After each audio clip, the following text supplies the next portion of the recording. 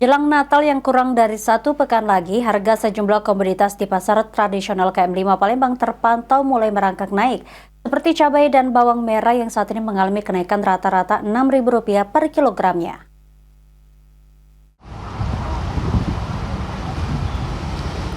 Jelang Natal yang kurang dari 1 pekan lagi, harga sejumlah komoditas di pasar tradisional KM5 Palembang terpantau mulai merangkak naik. Salah satu pedagang Nur Sani mengatakan, saat ini harga sejumlah komoditas seperti cabai dan bawang mengalami kenaikan sejak 3 hari terakhir. Seperti cabai merah yang sebelumnya dibanderol Rp30.000 per kilogram, kini berada di harga Rp36.000 per kilogramnya. Cabai burung yang sebelumnya Rp30.000 per kilogram, kini dibanderol Rp40.000 per kilogramnya.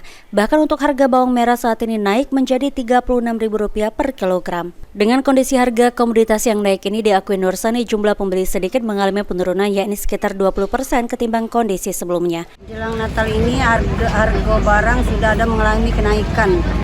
Mulai dari harga bawang sudah naik 36. Terus cabai merah 36 modalnya sudah naik. Sudah naik juga cabai merah. Berapa cabai merah sekarang?